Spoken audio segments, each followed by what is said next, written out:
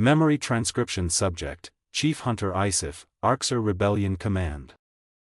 Date, Standardized Human Time, March 9, 2137. The Yodel's decision was relayed over our comms, within minutes of my conversation with General Jones. The marsupial commander didn't sound entirely thrilled at the prospect of saving the Duerten, but humanity had been a major force in pushing for the preservation of the civilian masses on Calqua. Had the Avians been willing to ask, I suspected the Predators would have been there for the first wave.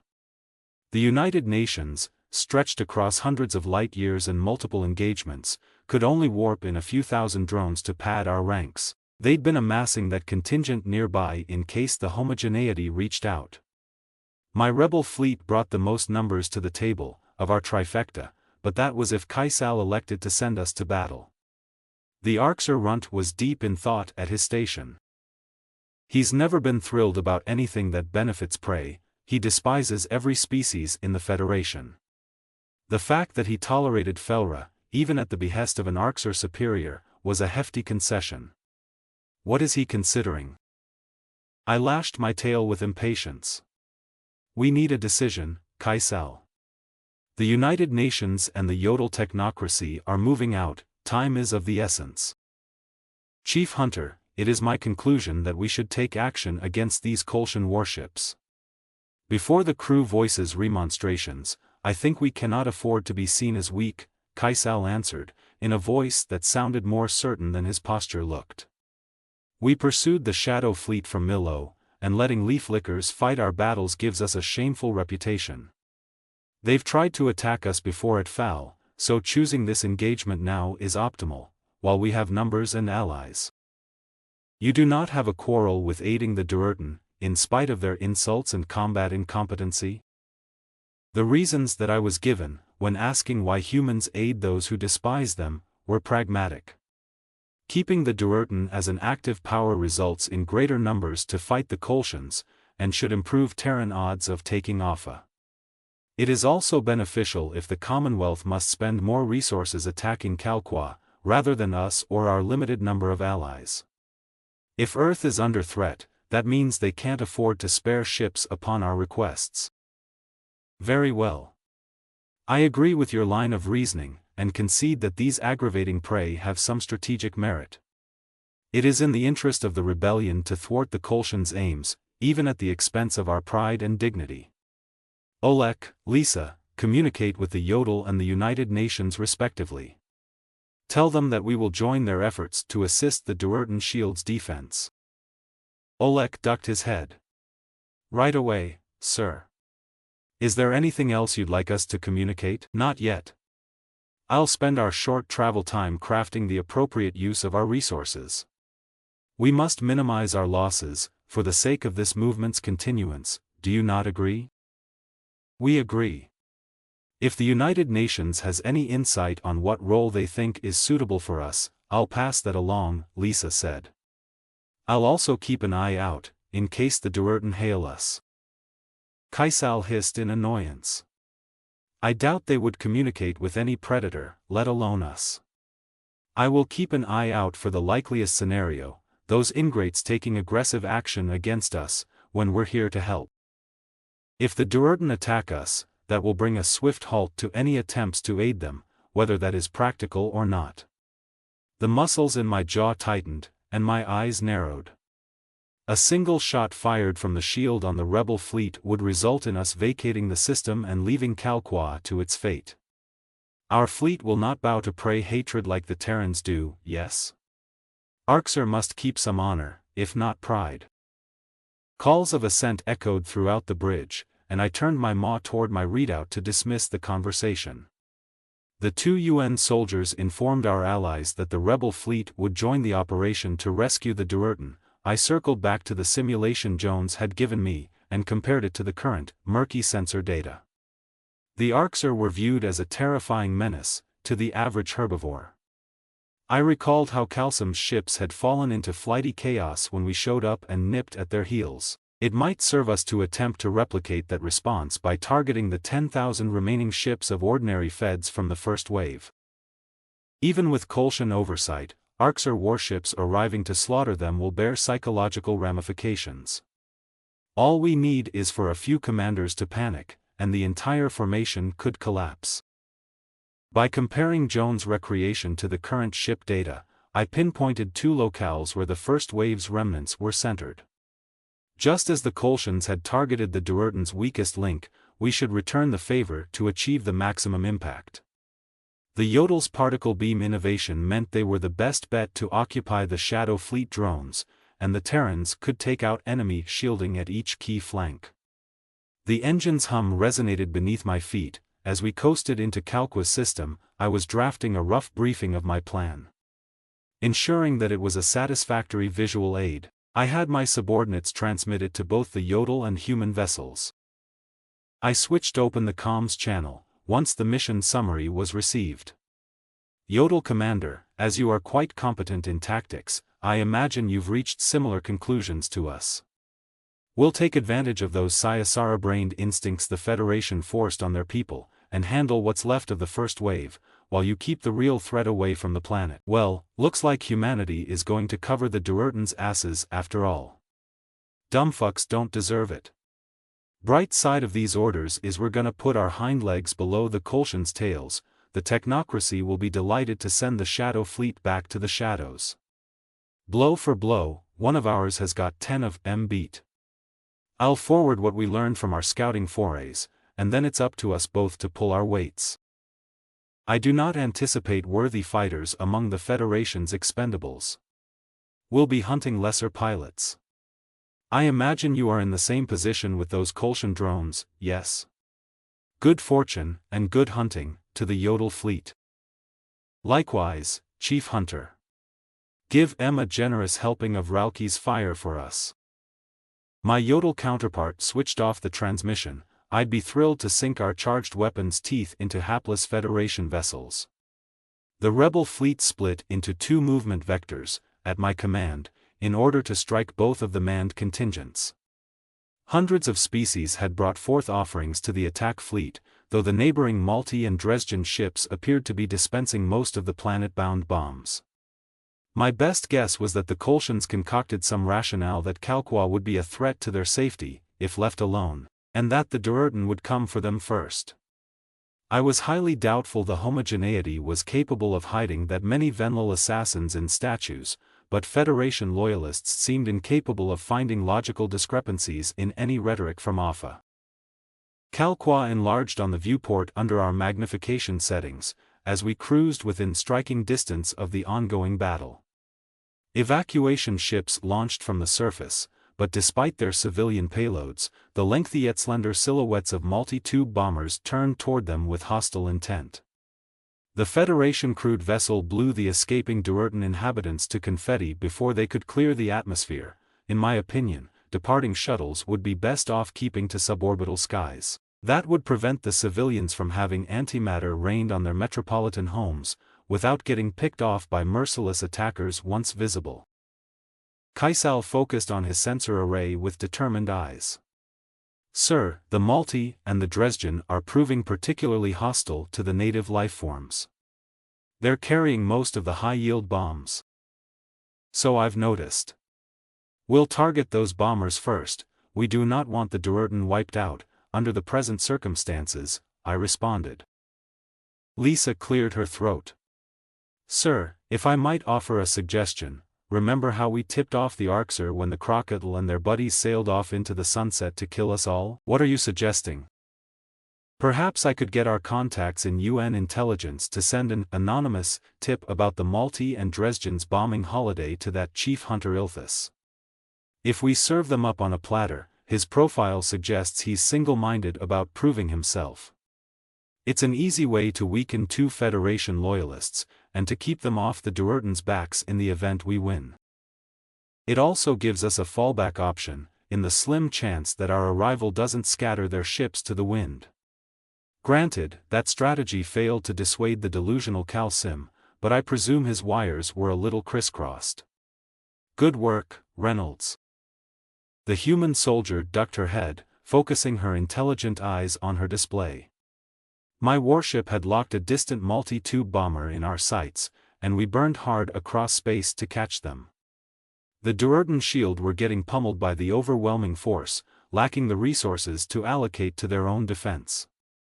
I could watch the Yodel and Terran vessels off on their separate courses, with the primates showing a disconnect from reality much like Calsim. They were hailing Calqua, despite knowing they were persona non grata in this system. While I wouldn't bother with listening in on that conversation, it was a fair guess that Koji was telling them that predators were anything but welcome in this territory. Oh, I'd rather die than be beholden to the whims of beasts, I imagined the bird squawking, after the Terrans passed along a simple message of being here to help. You humans are just such terrible, bloodthirsty creatures, trying to stop our planet from being bombed. Honestly, that sounded about like what a typical Federation indoctrinated herbivore would offer in response to humanity's kindness. Sighing to myself, I turned my attention to the battle before us. The multi-tube bomber was cresting toward an open swath of space, but its engines were nothing to marvel at. The majority of its storage was devoted to housing warheads, rather than a propulsion system. Its shape was awkward regardless, not lending itself to maneuverability or acceleration. The other vessel classes would be responsible for its defense, much like a prey herd's mothers encircling their pups. That weakness left the entire contingent tied down to the defense of a specific grouping. The Dresden had spread out some of their own craft as a rear guard, watchful for any attempts to encircle them. I supposed even deluded prey could wizen up to recurring tactical motifs, without dogma obstructing them from analyzing predatory behavior. As the multi-bombers alerted to our presence, they pushed their pitiful engines further. Calqua beckoned them toward orbital range. It wasn't clear exactly how many antimatter warheads had smacked the surface so far, but the devastating explosions were visible from space. Add in the sensor data indicating fallout sites, and it was all but certain that the tally of felled cities had reached triple digits. Arxer fleet, draw as close to the Dresden ships as you're able to. These vessels have been engaged for a lengthy duration, so they've sustained damage. They're not at their strongest. We'll utilize ballistics and point defense systems, where they're especially soft, I ordered. On a psychological level, squaring off with an Arxer at close range, where the Feds could see our menacing visages from their viewport into ours, would strike at their already dwindling morale. The rebellion's cruisers took charge, zipping in on an erratic course to dodge plasma targeting. With my command ship in the rearguard, Kaisal lined up vulnerable targets for our twin plasma railguns. Our blinding beam pierced through a Dresden's drive compartment, and the subsequent reaction culminated in a staggering explosion. I trusted the sensors station to pick out a new target for weapons to mop up, so as our railguns recharged, I turned my gaze back to the front lines on the viewport. Our cruisers had reached their intended destinations, though a few had been on the receiving end of Dresden plasma. With our guns breathing down their necks, the prey crews began a hasty course reversal. They were desperate to pad the distance between them and the vicious Arxer. However, backward thrust brought us closer to the slow-moving multi-bombers, which they couldn't afford to sacrifice. Calqua would take much longer to lay to waste without the party with the most firepower. A satisfied growl rumbled in my throat, as I watched our rapid-fire kinetics slice through critical components. The Federation crews dispensed their entire caches of combat missiles in an attempt to push us away, though without targeting, the accuracy was lacking. For every 4 explosives that missed the rebellion craft, one aimed itself in the right direction. Our point defenses picked off some before they could fully orient on us, and with the close proximity, that meant several warheads blew up in the Dresden's face. However, I could still see orange fire erupt across a handful of Arxer hulls, alongside the light shows in the void. Tipping the scales in our favor, the volume of lead we were pumping at hostile engines wasn't deflecting harmlessly. Shields were a non-factor at that close of a range. There was only so much force that could be absorbed. Not every bullet stream was enough to incapacitate or implode an enemy, but I was certain it was enough to get the warning bells ringing. "Sir, the message has been passed along to Ilthus," Lisa piped up. "Do you want to inform the enemy of this development?" I narrowed my eyes. Negative. Let's keep some meat in the icebox. If we can win this of our own accord, it's strategically beneficial that the Malti and Dresden are unaware of the impending assault, yes? Understood. The toughened exterior the Dresden were presenting was beginning to crumble back into familiar prey dynamics. The remaining ships began to swerve any direction to escape, in the space version of a stampede. It was every fed for themselves, with the Malti a long-forgotten objective amidst their haywire instincts. Whatever the humans had said to the Durerton shield had been enough to get them to play along with our plan, it seemed. The Avians had diverted focus to the Shadow Fleet, trusting the loathsome Arxer to handle the first wave leftovers. I was confident that we could deliver on that promise soon, with the enemy's deficits in every category. There are other species among those that came at the Kolshians' request, but these two are the leaders and are sticking together. If their central core collapses, not only will this contingent be lacking in antimatter, but the other species following them will likely flee as well. Initiative wasn't a word that a Federation military seemed to have in their vocabulary. Kaisal had been diligent in finding lone vessels for us to pick off, and now, our entire fleet had a clear angle on our desired targets. The Arxer runt determined that it was time to utilize our missiles. On his command, a barrage booked it toward a trio of multi-bombers. The craft deployed interceptors in the nick of time, but we followed it up with a second barrage. Other rebel warships chipped in, ganging up on targets across the skirmish line. Enemies were being taken out like fires on a rainy night. One after another was puffed out of existence by our combined firepower. The lumbering Malti ships weren't able to run and save themselves, as the Dresden had. Their vessels were picked off with cold precision, just as we had dominated them in our past raids. I could feel a tinge of the old powerful feelings, coursing through my veins like motor oil. It felt invigorating to command such a lopsided display, and to recapture the role of savior I'd had on Earth months ago. The other Federation craft saw their ringleaders succumbing to our might, and decided they'd had enough. Kalqua's extinction was a long-forgotten goal. I watched them beeline toward any open path out of the system. The Shadow Fleet were on their own against four powers. Yodel Fleet, come in, I barked into my comms link. We've cleared the manned vessels from the system. While they were expendable to the Federation, it lightens the pressure off of you and the shield. I have a few ships chasing down stragglers and finishing off immobilized hostiles as we speak. How are you faring? The marsupial commander was on the line in an instant. I'm afraid we're quite outnumbered, and the Durerton shield are little more than bodies.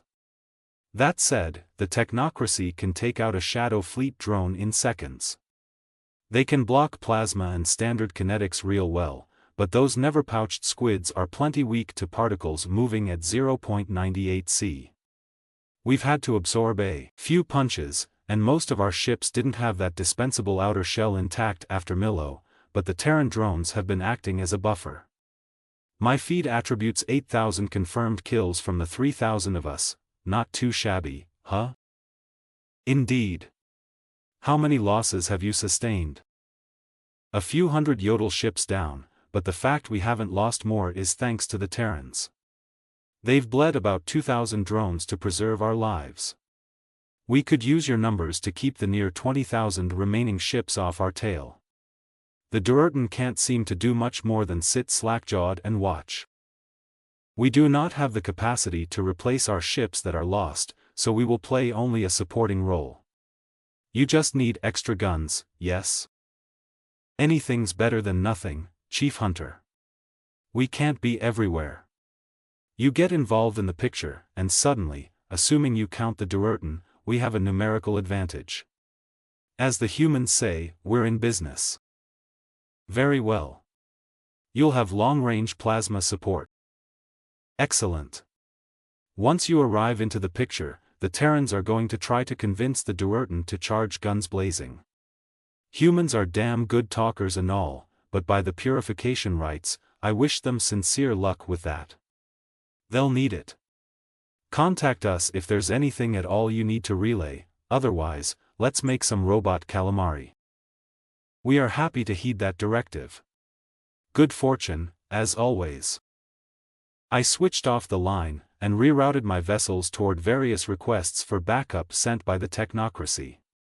The other group of rebel craft, dispatched to pick off a separate group of first-wave leftovers, had also chased their quarry from the system, that left just the drones of the Shadow Fleet. I spotted several Kolshan automatons encroaching on Kalkwa's inner sanctum, and watched warheads tumble out of their bellies. Before my watching eyes, a Terran drone flung itself in the path of one missile, sparing a metropolis from a city-leveling dispersion. Unfortunately, the other explosives were jettisoned out of interception range. Since the Durertan were not a sapient coalition power, they lacked the missile defense systems that humans had been posting on their affiliated worlds. With more murderous munitions striking Kalkwa's flesh, adding to a tally of detonations that was approaching the second 100, I vowed to help the Yodel and the Terrans secure the region. The goal of my rebellion was as much to thwart the Kolshan's aims as the Dominion's. Now, both parties presented a threat to the peaceful coexistence I desired. Memory transcription subject, Onso, Yodel technical specialist. Date, standardized human time, March 9, 2137. Our vessel was in dire need of repairs, after the high-octane firefight that took place inside of our walls. The Kolshans had been rebuffed in most of their boarding attempts, with the Terran's superior reflexes and wits providing a massive advantage. However, the enemy had been able to take the bridge on 2 of our ships, but the UN captains triggered the self-destruct before they could assume control. The primates were defiant to their last breaths, willing to sacrifice themselves to a fiery end if it meant that the bastards couldn't get their tentacles on our gadgetry. I like to think that I had a great deal of courage, but I wasn't certain I could have set off the detonation sequence without hesitation, knowing I was still aboard. Human bravery never failed to impress me. Tyler had embraced me in the tightest hug I'd ever received from him, after the ordeal Samantha and I went through. Despite the fact that the intruders had been cleared from our vessel, my exchange partner had been hovering at my side as much as possible.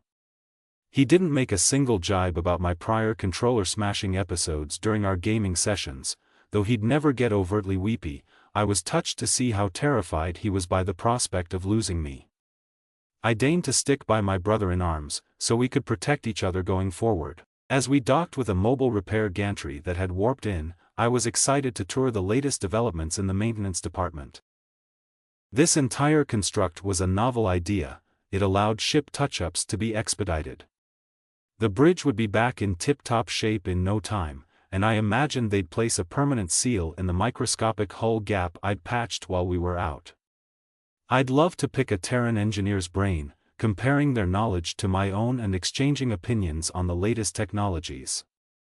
Likely, the rest of our warship's crew would have found the repair gabbing boring. I almost felt a little bad for Tyler tagging along on my sightseeing expedition. However, I imagined he'd be more miserable worrying about a repeat of the boarding incident than listening to me spew facts like a geyser.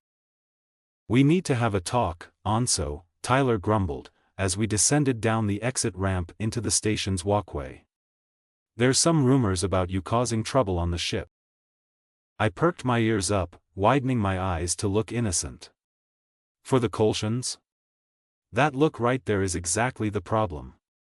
Sam told me you've been doing the begging shit to get folks to do stuff for you.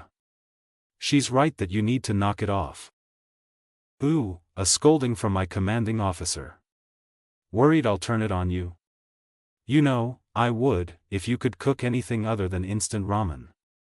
Sovlin told me all about your unimpressive efforts. I know you think it's fun and games, but listen here.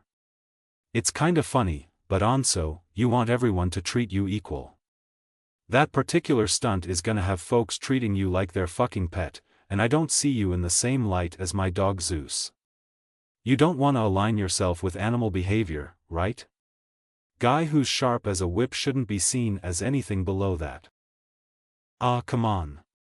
Maybe I'm sacrificing a little dignity, but a so-called cuteness overload gets humans to do stuff I don't want to do. We already see Yodel as cute by default. I just never told you 'cause I didn't want to insult you. I'd be pissed if someone pinched my cheeks and was like, "Ah, you cutie pie."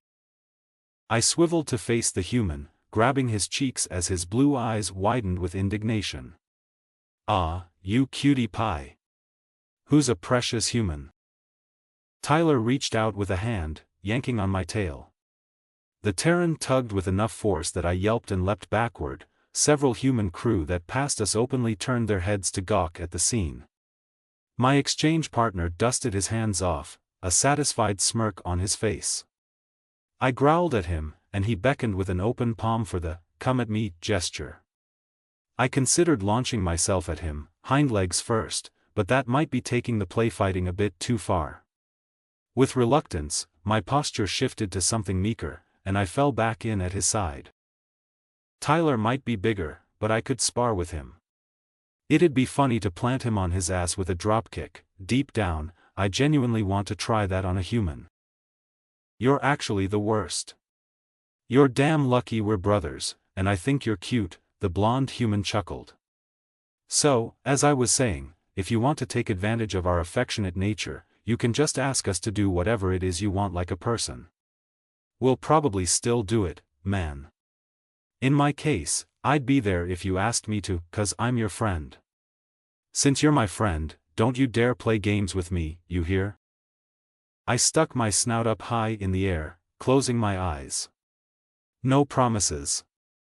Or is that an order, sir?" "Oh, fuck you. I'm serious, dude." Yeah. I got the message loud and clear. "Good, because there's more important matters at hand. Sovlin's cooked up a new name for you, and I swear, the primitive shit is definitely about getting around the jar to spite me at this point. I'm so tempted to tattle on him to his shrink. I'm sure I'll love this. What's the name? Train lover? Barbarian? Ralki forbid, Taushana?" That last one didn't translate. It's, a slur toward Rinchans. It means shit-sniffing island savage, thereabouts. Thysonites can't stand that we're isolated from their culture. Don't you ever use that word toward me. Oh. That kind of name. Got it. Lips are zipped. Sovlin is unaware of that word, I reckon. He's taken to calling you an atavist. I fucking hate saying that. So Sovlin just changed how he calls me a primitive? That's not so bad. It's almost a term of endearment. He can't admit the yodel who was born without electricity is brighter than him. I really don't get that, Anso.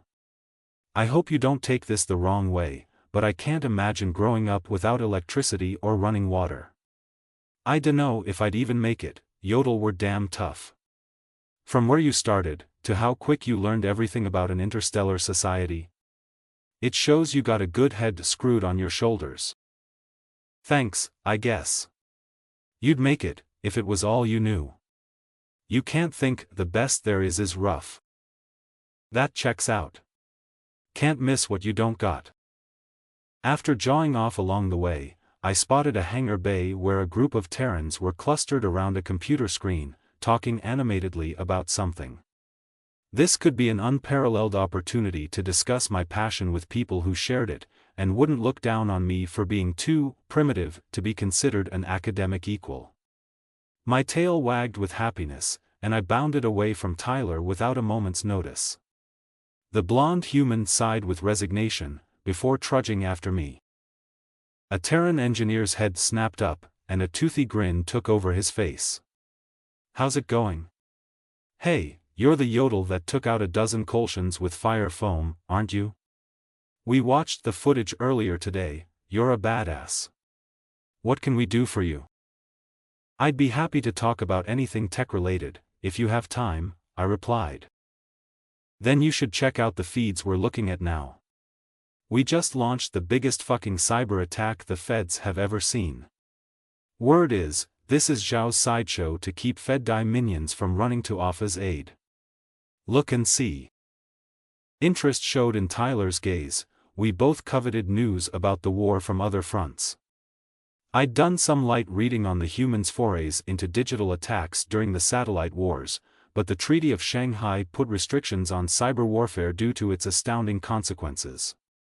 Under the present circumstances, I didn't imagine the United Nations was applying the letter of their internal laws to obstinate Federation powers. This could be a unique opportunity to parse why the late 21st century skirmish was so devastating to Earth's largest countries. I joined the crowd of Terrans, following their directional eyes. The total pandemonium depicted on screen, filmed from hundreds of worlds, was jaw-dropping. Without dropping a single bomb, or even positioning a single ship in orbit, the humans had brought entire societies to a standstill. It looked as though the Federation worlds were on the brink of anarchy. Riots occurred in the streets, despite the supposed certainty that prey weren't capable of such behavior. I knew from the lessons of the grain wars on Learn that when food was scarce or other basic needs were denied, civilization could break down in a matter of days. What digital assault could have harvested these results? I don't see a direct correlation between a loss of internet service or a computer network, and blood in the streets. Perhaps the news anchor's commentary will explain. Detail by detail, the affected technology and its ramifications were expounded upon over our airwaves. Malware had been placed into the power grids of every Federation-allied entity, resulting in mass blackouts, unless the citizens were remotely located and sustained their facilities on independent power sources. This had a variety of rippling effects. In regions tormented by bitter winters, this left homes in near-freezing temperatures, needing to run appliances off limited backup energy stashes, for those who had any. Affluent neighborhoods were best prepared to weather the storm, while others had to cultivate fires or head out to shelters for refuge. Hospitals running on minimum power were struggling to fuel their machinery, spawning desperate pleas to military hospital ships to take on patients. The most dire impact of all was the fact that, without refrigeration, entire food stores spoiled. To confound this problem, the humans had also taken out the water mains with their invisible software. Lacking both of the essential building blocks for life, civilians attempted to complete transactions to purchase the remaining supplies at stores. However, the banking system had also been the target of hacking operations. The Terrans drained every credit from each account, and targeted backup servers as well. Without funding to buy food, and with their livelihoods vanished, protesters marched down to their government's doorsteps. Many states instituted rations and handouts from what was left of the supply chain, but shelves still ran bare as everyone rushed for morsels of food. "It's everything," I breathed. An entire society brought to its knees by the things they took for granted, and depended on electronics to fuel. Bet they wish they had primitive systems now. Few elements of society went untouched. The Terrans were ruthless in going after anything that was tapped into a network. Some military personnel had been tricked into downloading malicious files on their closed-system ships, allowing the UN to trigger their self-destruct function from afar. The one secret FTL comms infrastructure was taken out alongside civilian planetary broadcast systems, which meant the armed forces were left unable to transmit intel. The populace was, likewise, stripped of their ability to receive news, government instructions, or contact their relatives during this time of unrest. The pure genius of humanity's ploy was undeniable. The Federation's allies couldn't come to OFFA's assistance while there were problems at home. Their vulnerable technology was untrustworthy, and communications would be cut off with their command and leadership. Earth would be delusional to attempt to combat over 200 species at once. Now, whatever Shadow Fleet resources are amassed in the Kolshan systems have to fare for themselves. The Commonwealth might have to backpedal their other operations and defend their homeworld. After seeing cyber warfare in action, I could grasp why the satellite wars ravaged Earth's industrialized nations, punishing them for every advancement they'd made in any field that revolved around technology. Civilians could be caught in the crossfire, with every facet of their lives unraveling by the invisible hand of a digital threat. It was my new directive to bring this information back to Learn, assuming humanity wasn't already collaborating with the Yodel on cyber warfare strategies and defenses. The technocracy needed, first and foremost, to safeguard our fledgling systems and ships from such attacks. However, it would also be apt if us primitives uncovered ways to cripple the very advancements the Federation had lorded over our heads. Would you look at that? We really fucking did it. Tyler cheered. I believe we can take Alpha, y'all, just like we took Tulsk. This is it. Nikonus Jr., or whoever the fuck their new despot is, will be facing a war tribunal lickety-split. I swished my tail lazily. I know what you said about not crossing lines. I'll follow your orders, even if I do see them as soft. But I think the only way to be sure we're rid of the Fed dies is to wipe them out once and for all. There's no benefits to keeping a source of such evil alive if we have the chance to cap the well. Bah, we're all tempted to wipe them off the map or whatnot. But it's a bad precedent for us to do that, and it ain't gonna get the other Fed dies to stand down. It won't let us free Slanik or any civilians that re-underheal too, any kids who ain't had nothing to do with this horseshit.